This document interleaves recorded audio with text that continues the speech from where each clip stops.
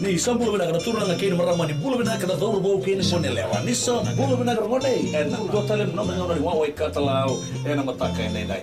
En vendelana mai nei tasiri. No bulu maleka bo ni milote nai sorta boa. En lomo ni bonua mai sanganga. Ni bulu re ko Samuel Samuel. Na nota ngona ni wa wa katalau en radio Fijuan nandomo evitina wo gani venu. Mai no kini diwa en be mataka moni tikina pagrubuka. Ni kai namaka.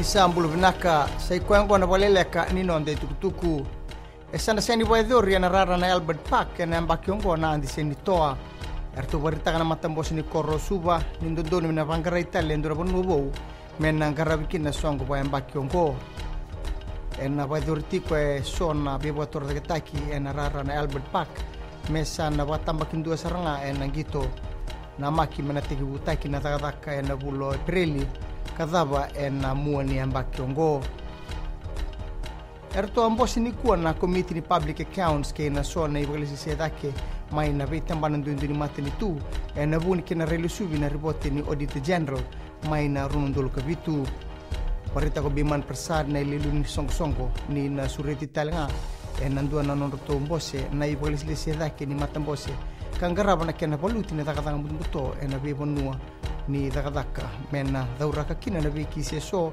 esebo mai ena ronundulu kabitu kamena rongodi ena matabele wai ena ngongo erto se tarati ngane tuku bailabo ni matini tu mai nambaki ronundulu kabitu kina ronundulu kadiwa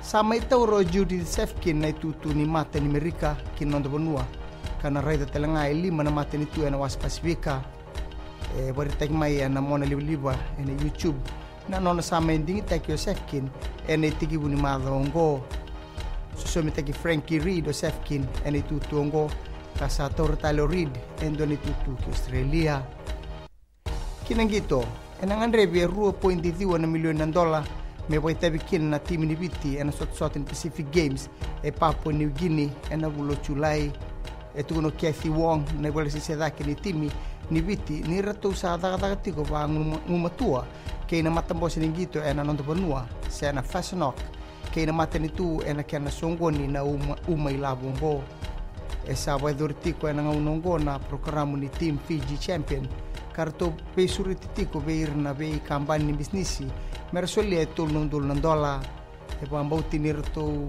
lewe panan rawal sa bulun daw gito erna matataka na nondo banua e na sotongo e okatiko e na wiliongo e leweba nandongito kasyang ni taudok ni tuba kini ang wonderto karto na boitabi na wasiwasi ni para sports e na baidor ni Pacific Games mai na ikaba kini kachini kawal ni Julai mai dabe kiri na paleleka ni nonde tukutuku ni wading binaka